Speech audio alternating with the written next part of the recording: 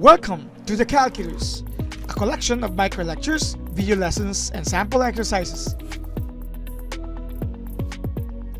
Next is to illustrate the limit of a product of functions.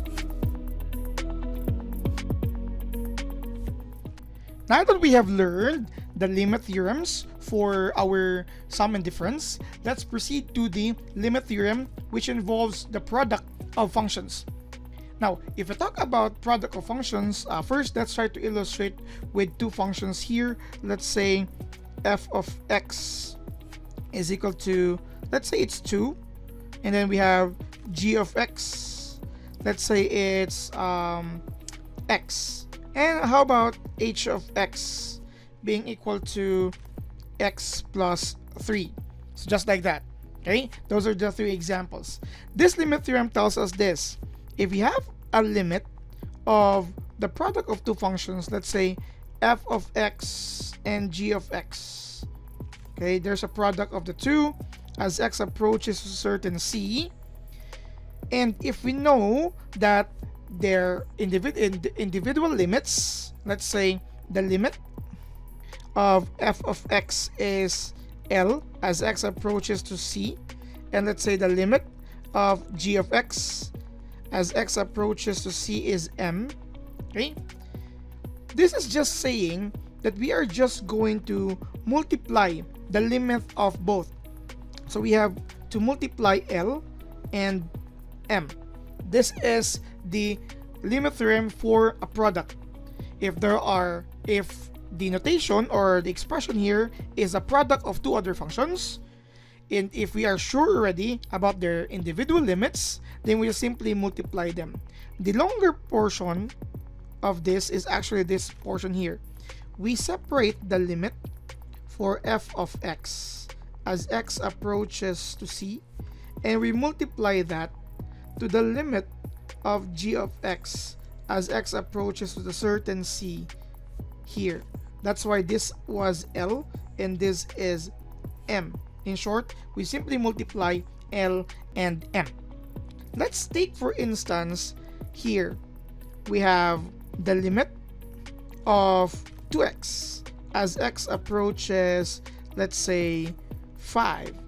We have the limit of 2x as x approaches 5.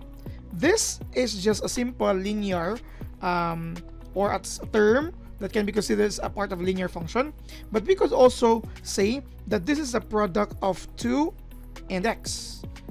So to solve for that, we can write it in this manner.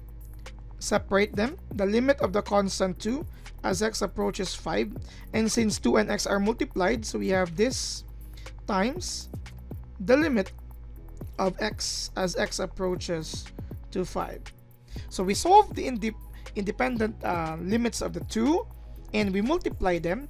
It would be equivalent to the value of the entire function, the limit of the entire function. We know that the limit of a constant is the constant itself, 2, and the limit of an identity is this c here. So that would be 2 and 5, which gives us 10. Okay? Now, if we are going to consider the idea of direct substitution, of course, you can just simply substitute that there. You will have 2 times 5, which is similar to this. You will still get 10. So this is the idea of the limit of a product. Now, it seems a little bit understandable here, but what if we talk about h of x as one of the function? Let's say we have the limit of, let's say, 2 times x plus 3 as x approaches 5. So this time, of course, you can distribute that, or you can just simply mathematically apply the limit theorem for a product where you are going to separate the limit of 2 as x approaches 5 and the limit of the linear function x plus 3 as x approaches to 5. Okay? Or again, of course, you can distribute that and you can just substitute it here. But of course, to illustrate this limit theorem, let's have this process. So again, the limit of the constant is the constant itself, and we have here the limit of a linear function, which allows us to automatically substitute our c here because we have a limit theorem for a linear function. So you will have times 5 plus 3. You will have the result here of 2 times 8, the result here is 16. Okay, let's verify that if we are to distribute this, by the way. So you have the limit of 2x plus 6, right? As x approaches 5. And this is a linear function. You can just simply apply here the substitution. So 2 times 5 plus 6, you will have 10 plus 6, which is also 16.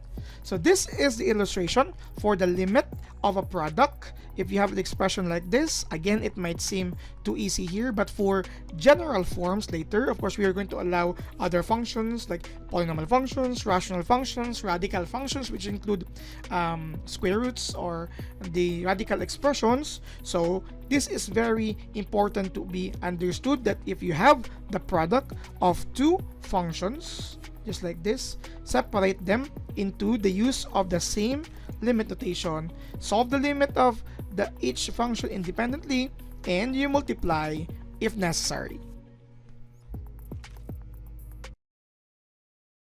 So what are you waiting for?